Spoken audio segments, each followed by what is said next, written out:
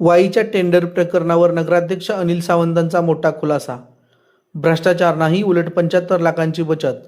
सातारा वाई नगर परिषदेच्या 5 कोटी रुपयांच्या कचरा प्रक्रिया प्रकल्पाच्या टेंडरवरून गेल्या काही दिवसांपासून सुरू असलेल्या आरोप प्रत्यारोपांच्या पार्श्वभूमीवर नगराध्यक्ष अनिल सावंत यांनी पत्रकार परिषद घेत विरोधकांच्या आरोपांना सविस्तर उत्तर दिले.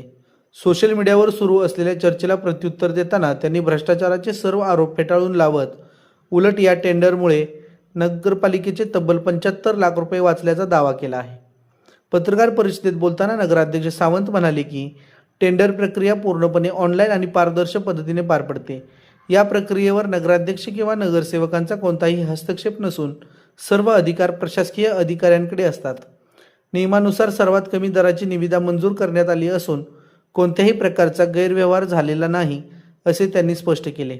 सोशल मीडियावर चर्चेत असलेल्या सृष्टी कन्स्ट्रक्शन कंपनीबाबतही त्यांनी स्पष्ट भूमिका मांडली.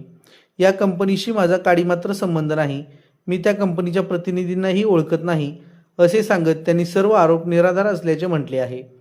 यावेळी त्यांनी विरोधकांवर गंभीर आरोप करत सांगितले की काही व्यक्तींनी 5 कोटी रुपयांच्या टेंडरवर नियंत्रण मिळवण्यासाठी नगरसेवकांना आमिष दाखवले, तसेच मंत्र्यांच्या PHF नाव पुढे करून प्रशासनावर दबाव टाकण्याचाही प्रयत्न केला आहे.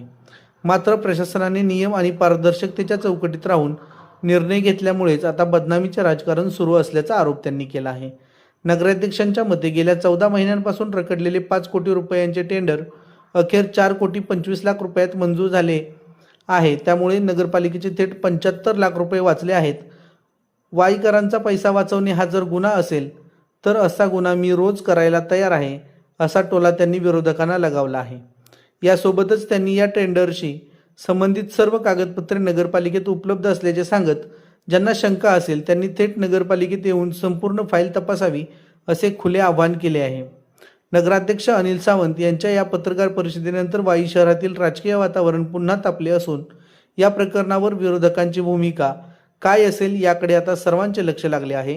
टेंडर प्रकरणातील आरोप आणि नगराध्यक्षांनी केलेला खुलासा यामुळे वाईच्या राजकारणात नव्या संघर्षाची चर्चा रंगू लागली आहे.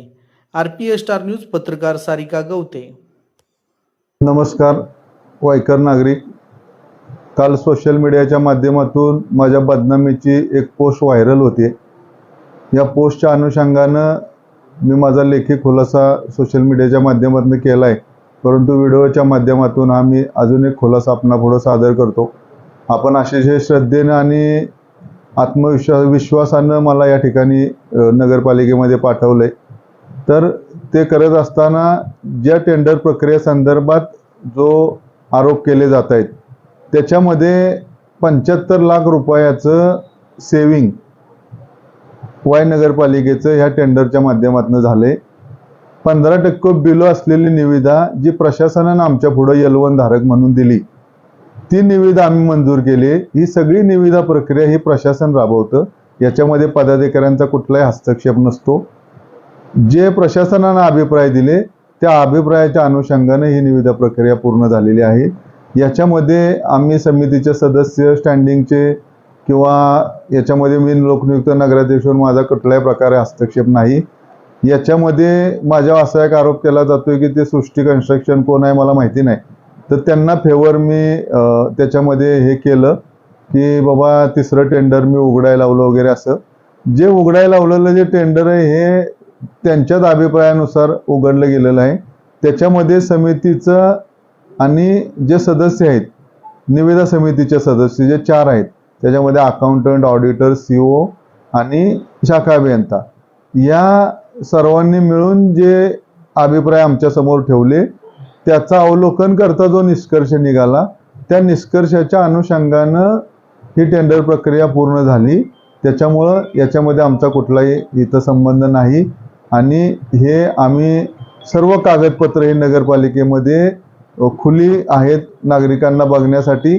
तरी मी वाईकर नागरिकांना असं आवाहन करतो की याच्या संदर्भात आपण कधी या कागदपत्रांची येऊन शहानिशा करा आणि याच्यामध्ये आपण जसे इलेक्शन काळात आमच्या पाठीशी उभे राहिला तसेच अशाही काळात संकटाच्या काळात आमच्या मागे उभे राहा, अशी या निमित्तानं मी